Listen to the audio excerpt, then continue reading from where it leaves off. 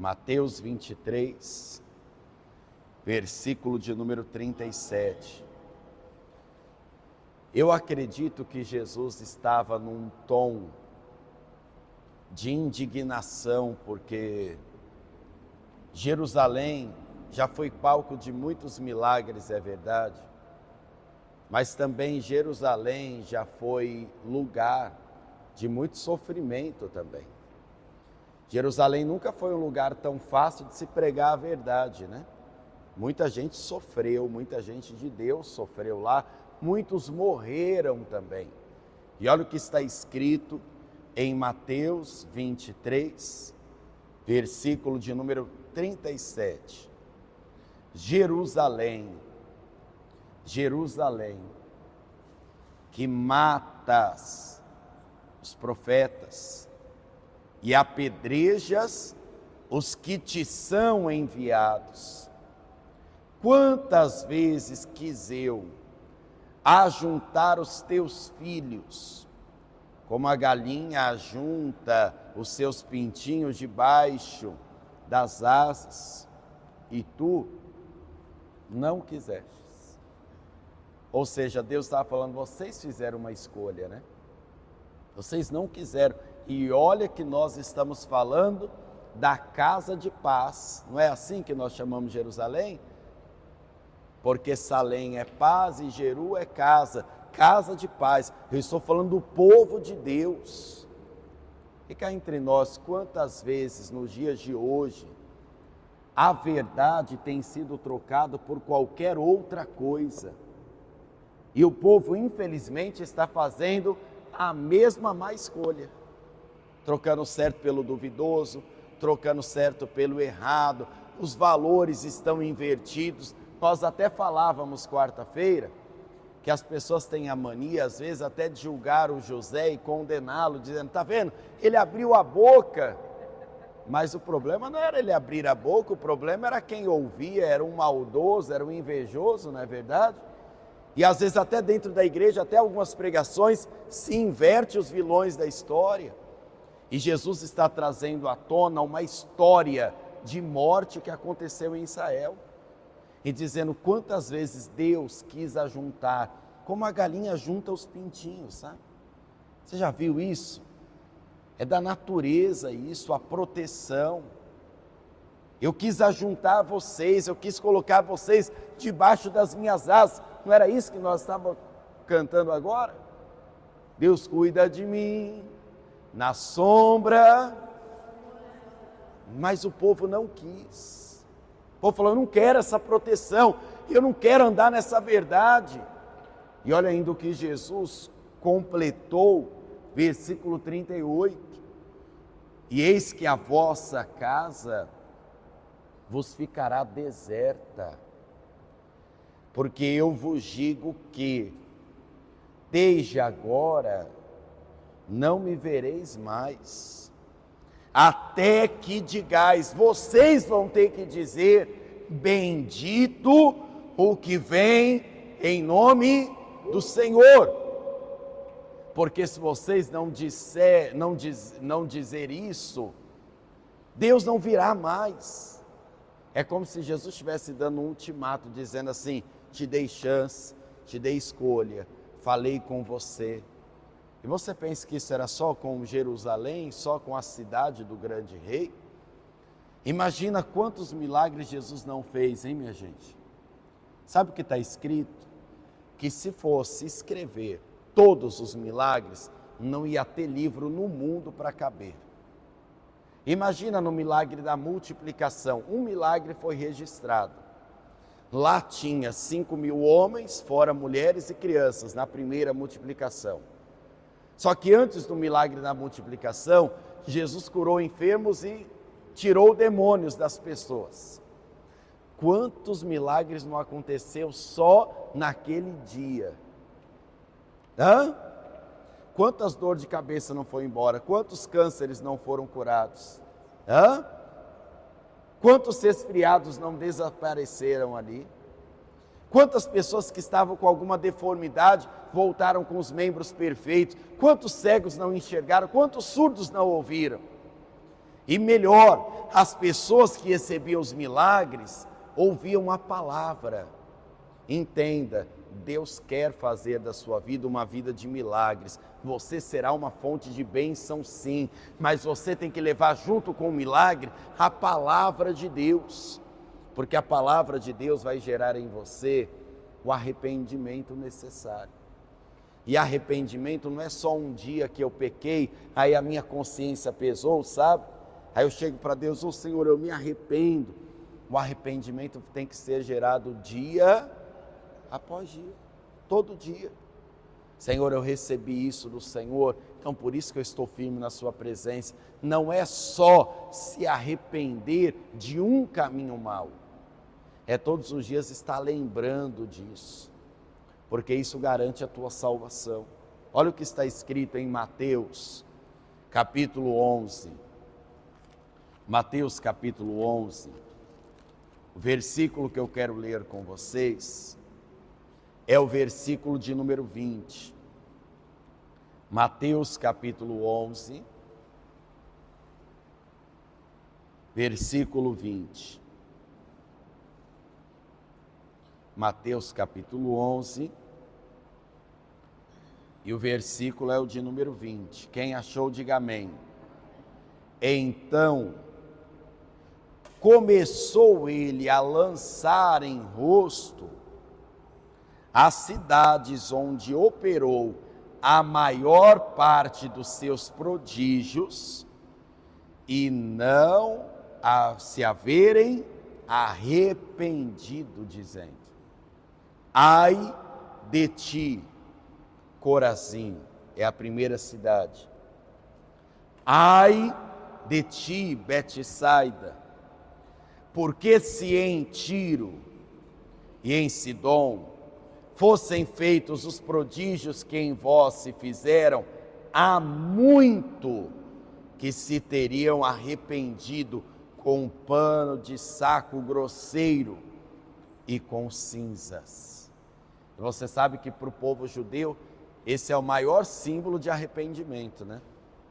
É a pessoa trocar a roupa, colocar um pano de saco, que seria quase uma roupa de pano de chão para nós, né?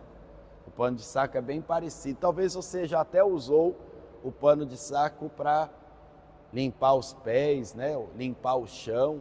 Aí eles se vestem com um pano de saco, faz uma roupa com um pano de saco, e aí jogam cinza sobre a cabeça, mostrando o quanto estão arrependidos e são miseráveis por conta daquilo que fizeram. Só que eu quero relatar algo para você e lembrar que o Evangelho conta que um homem cego foi curado em Betsaida. E assim que Jesus curou ele, Jesus tomou ele pela mão e falou para ele assim: olha, vai para a tua casa e não volta mais para a aldeia, não.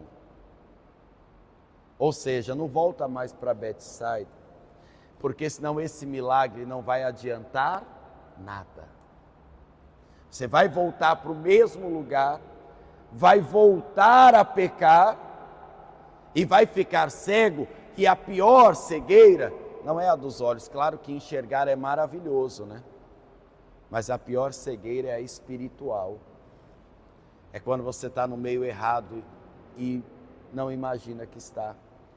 É quando até mesmo a sua família te faz pecar, mas aí você fala assim: não, mas eu estou em família, graças a Deus. E você não enxerga o meio que está. A pior cegueira é a cegueira da alma. Em Betsaida muita gente enxergou, mas não enxergou os seus próprios pecados. Muita gente ouviu, mas não ouviu a voz de Deus. Aleijados andaram. Pessoas que tinham deformidades nos pés, nas pernas, foram curadas. Mas quase nenhum deles andaram no caminho de Deus. Então Jesus está falando: se eu pegasse todos esses milagres, eu fizesse para o outro povo, eles teriam se arrependido. Você pensa que é só essas duas cidades? De jeito nenhum. Olha o versículo 22, o que Jesus conclui e o que ele fala para outra cidade na sequência. Por isso, eu vos digo que haverá menos rigor para Tiro e Sidom no dia do juízo do que para vós. E tu, Cafarnaum, que te ergues até os céus, serás abatida até os infernos. Você sabe que se erguer até o céu, não está falando de santidade não, está falando de orgulho. O orgulho da pessoa está lá em cima. Ela se acha, olha, dá até medo de quem é santo demais. Não é verdade? Dá até medo.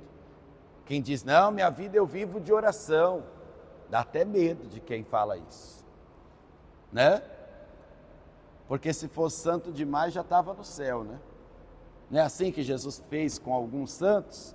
Logo arrebatou, não foi? Cadê a sua carruagem de fogo então, né? Um dia um homem andou com Deus, Enoque, ele ficou tão santo que Deus não pôde mais deixar ele na terra, teve que levar ele para o céu. Ele ficou muito santo. Ele conheceu muito a Deus. Então não fazia mais sentido ele ficar.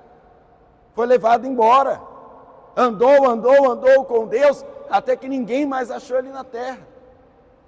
Se nós estamos aqui ainda, é porque ainda cabe arrependimento.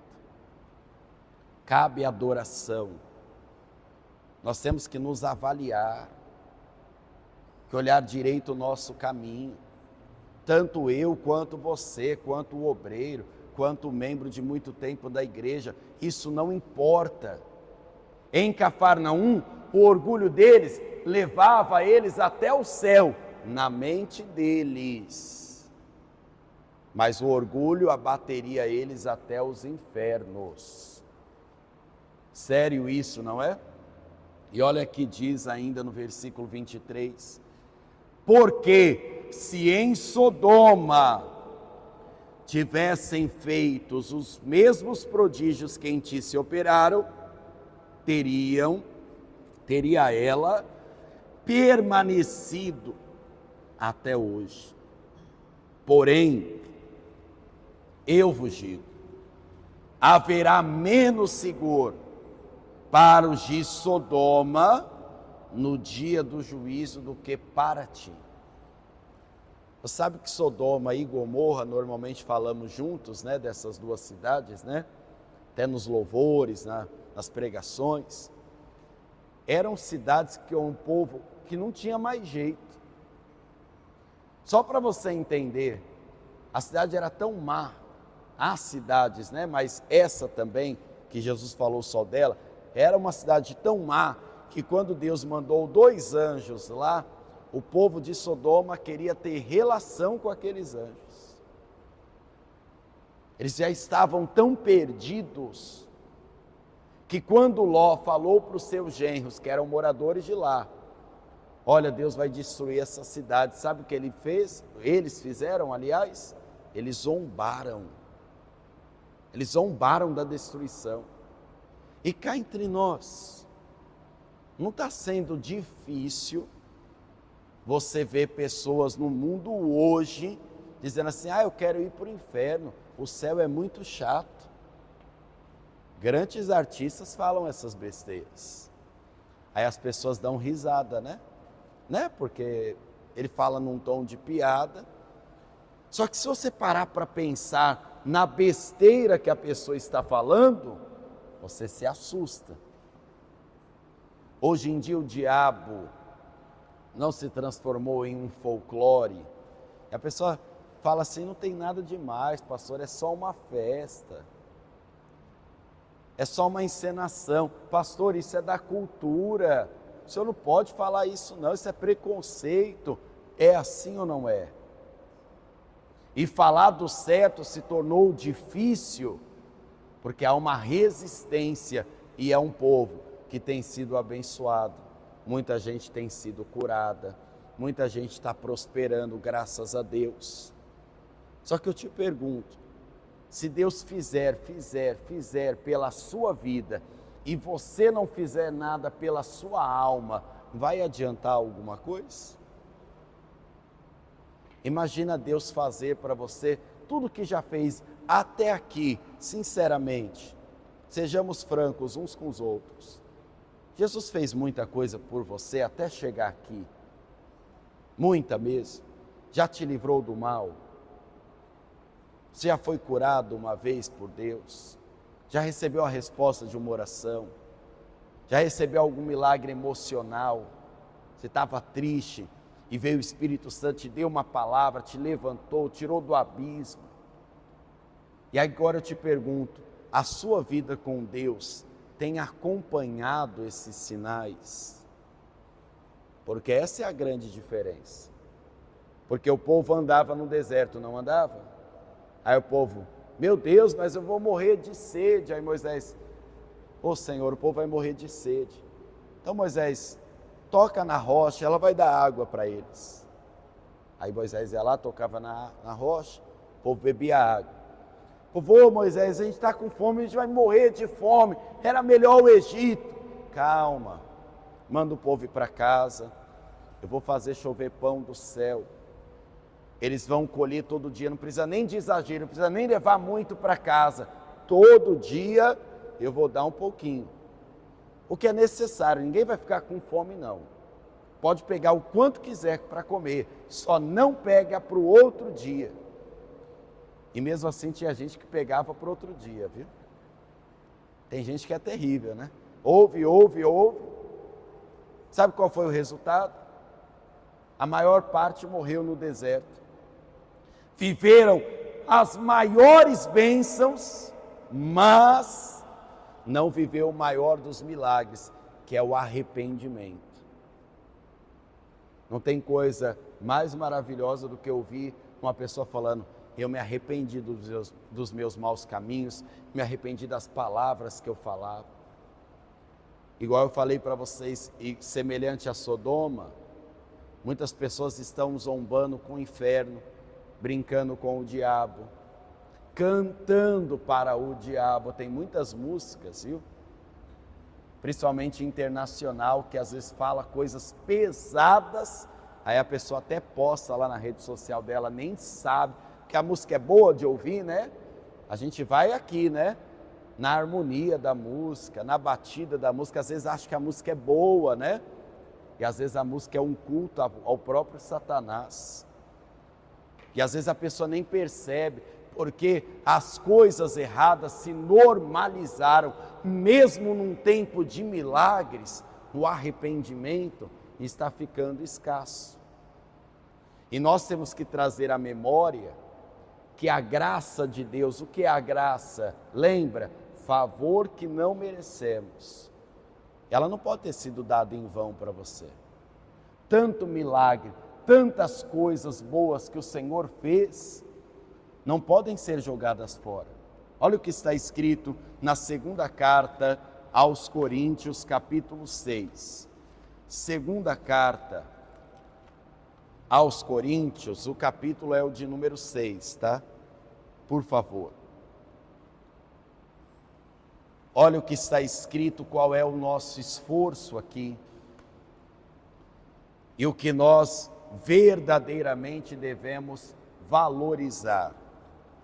E nós, cooperando também com Ele, vos exortamos, e a que não recebais a graça de Deus em vão, ou seja, à toa, porque diz, ouvi-te em tempo aceitável, socorri-te no dia da salvação.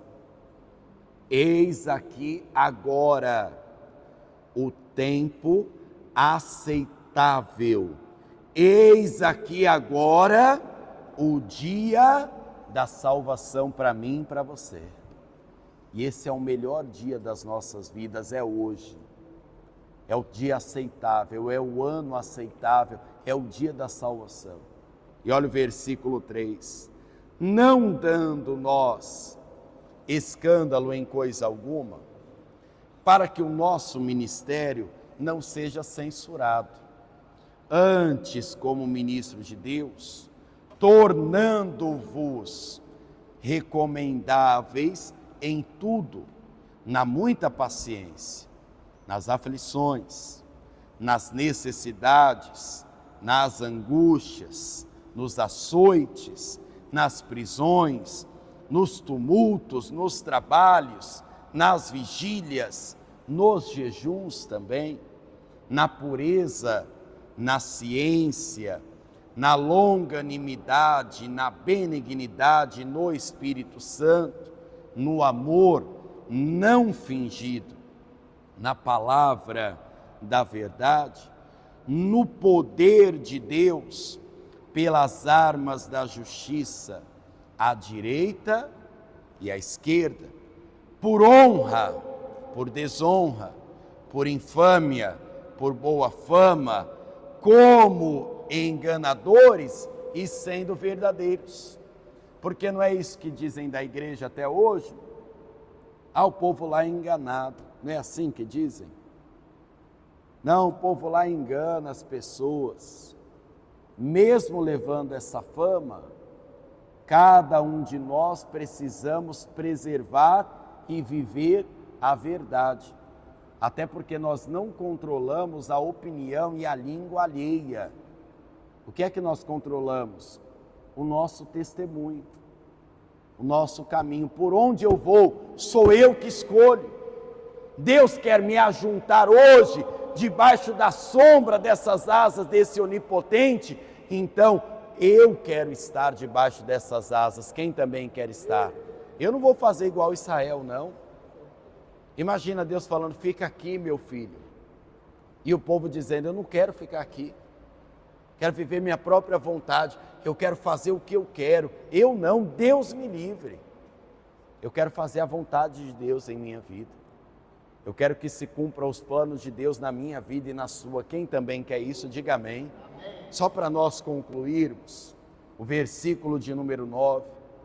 Como desconhecidos, mas sendo bem conhecidos, como morrendo e eis que vivemos, como castigados e não mortos, como contristados, mas sempre alegres, como pobres, mas enriquecendo a muitos, como nada tendo e possuindo tudo. Para nós terminarmos, entenda isso. Alguns jovens foram rapidamente entrevistados e eles perguntaram assim, qual lugar, para esses jovens, qual lugar que você nunca frequentaria? Ou se já frequentou, nunca mais frequentaria. Não sei se o vídeo foi muito editado, não sei se foi combinado. Como eu disse, as pessoas brincam com as coisas sérias, elas se esquecem que as palavras têm poder hoje em dia, porque as pessoas querem ficarem famosas, a todo custo. Lembra numa época que sua avó ou sua mãe dizia assim, menino, quer se aparecer, pendura uma melancia no pescoço? Nós estamos vivendo na época da melancia no pescoço, né? Não é verdade? As pessoas já estão pendurando a melancia no pescoço, é essa época. Porque naquela época que a gente ouvia isso, a gente falava, meu Deus do céu, quem é que seria tão ridículo de pendurar a melancia no pescoço? Agora, se você tem um celular, provavelmente você já viu alguém com a melancia pendurada ao pescoço. Verdade ou não é? Infelizmente, é a realidade de hoje. Muita gente tem se tornado, desculpa a palavra, mas até abobalhado, né? Tudo isso pela fama, por ficar conhecido a todo custo, a todo custo. E esses jovens responderam a seguinte pergunta que fizeram a eles, qual lugar que você nunca mais ou nunca estaria? Boa parte deles disseram, a igreja.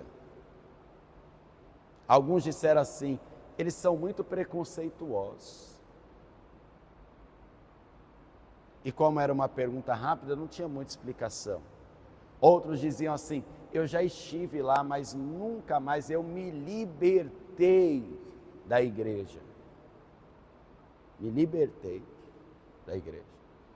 Eles se acham muito certinhos. É que o povo não entendeu que o que nós mais temos de valor não está aqui. Você pode zelar pela tua casa, e se Deus te deu uma casa para morar, não importa nem a condição dela, se é comprada, se é alugada, você tem que zelar do bem de Deus mesmo. Se Deus te deu filho, você tem que cuidar. Deus deu neto, desfrute. Tem gente que já tem a honra de ter até bisneto, aproveite as melhores fases, né? Dê boas risadas. Se Deus te deu muito dinheiro, desfrute. Se Deus te deu um bom trabalho, uma boa roupa, tudo isso não há problema em desfrutar.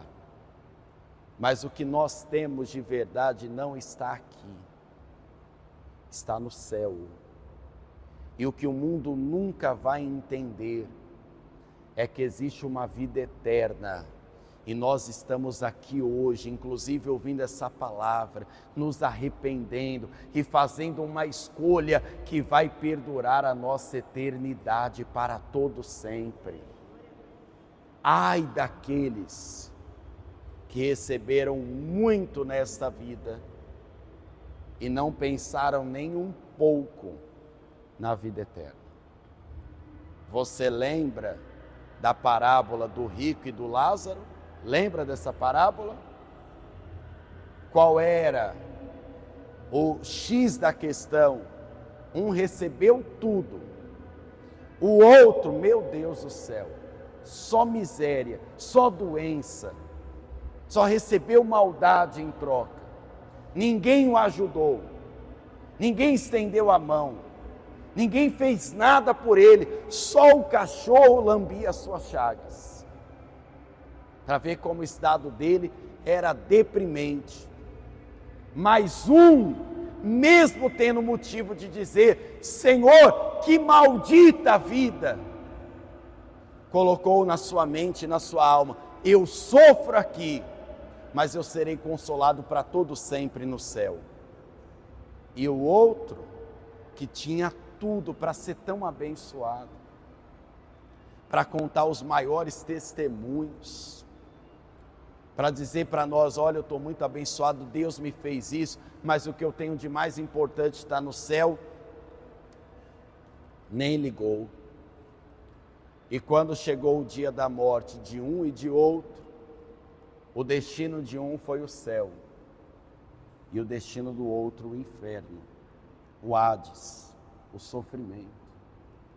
O que é que nós temos que entender? As bênçãos têm que nos aproximar de Deus.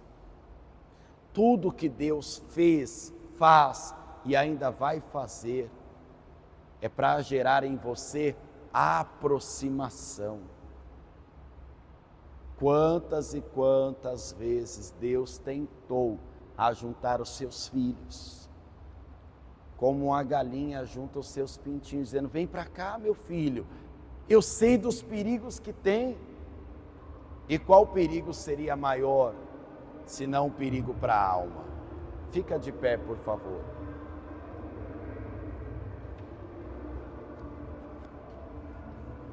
Deixa eu te alertar quanto a isso, muito importante. Nós vivemos temporariamente neste mundo, temporariamente. É óbvio que nós nos preocupamos com as coisas deste mundo.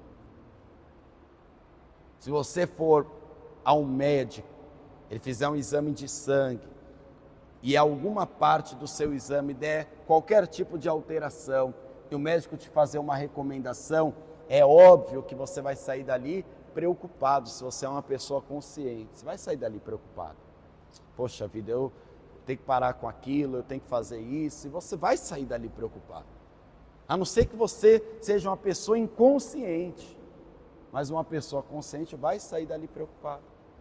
As coisas dessa vida nos deixam preocupados e às vezes até ansiosos.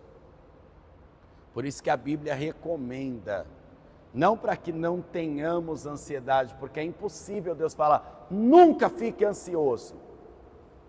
Deus já sabe quem Ele criou. Mas ele ordena: lancem as vossas ansiedades, joga para Deus, Deus sabe tratar delas, conta tudo para Deus. Agora eu te pergunto, o que Deus fez em sua vida até hoje é suficiente para gerar arrependimento em você? Para gerar em você conversão? Para gerar em você desejo da vida eterna? Porque tem gente que rodeou o deserto, e não pense que o deserto foi o pior lugar não, viu? Tinha coluna de fogo à noite, porque o deserto é muito frio à noite, e à noite aparecem bichos terríveis. Imagina num calor desse aqui que nós passamos aqui nessa cidade, e Deus mandava uma nuvem só para ficar em cima do povo, uma coluna de nuvem. Ficava acompanhando o povo. Não vai machucar o sol esse povo não. Poderia dar câncer de pele, né? Hoje a gente sabe, né? Desidratar o povo, ia matar o povo. Ia matar o povo. Faraó percebeu, o povo está rodeando o deserto, voa atrás deles. Deus abriu o caminho no meio do mar. Imagina você ver 2 colunas de água, imagina isso, e você passando e olhando.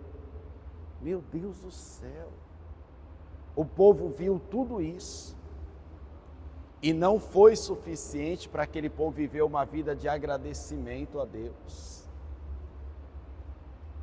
Tem gente que é ingrato com Deus, né? Deus já fez tanto pela pessoa. A história só se repete, gente. E Deus está falando, se eu pegasse todos esses milagres, levasse para um povo que você acha que não tem arrependimento, eles já estavam arrependidos, até com pano de saco. Eles estavam se humilhando. Nós estamos vivendo os capítulos finais, antes da volta de Jesus, que pode ser a qualquer momento. A qualquer momento. Num tempo político igual nós estamos vivendo, e graças a Deus domingo acaba, né? Eu já estou nessa fase de dizer graças a Deus que acaba. Antes eu até gostava, mas depois eu falei, graças a Deus, tomara que acabe logo, né? Eu já cheguei a gostar, confesso, mas agora eu falei, tomara que esse mês passe até rápido. Não é nem por causa do mês, não é nem por causa do povo, só por causa disso. Não é verdade? Porque a gente vê pessoas idolatrando umas às outras, né? E a maior tristeza é que isso entrou na igreja também. As pessoas brigam com as pessoas dentro da igreja. Eu falei para você, eu já passei num estado, em Goiás, em Goiânia, na cidade de Goiânia, que proibiram famílias de tomar a Santa Ceia porque não votaram em quem o pastor, a igreja queria. E aí? Para você ver o nível que chegou. E eu não estou falando de muito tempo atrás. Estou falando de 2 anos atrás. Na última eleição que teve. Sem ser essa municipal, aquela que votamos para presidente e governador. Foi essa. Aí, ó. Viu? Isso foi verdade. Eu estava lá pertinho. Foi um escândalo. Uma família foi afastada de Deus. Pastor, mas eu não concordo com a opinião dela. Ora, às vezes a gente não concorda nem com a farinha do outro, né? No Brasil não é assim, cada lugar tem uma farinha. Um é um pozinho, não é? A farinha pozinho que chama. Na Bahia é um sucesso.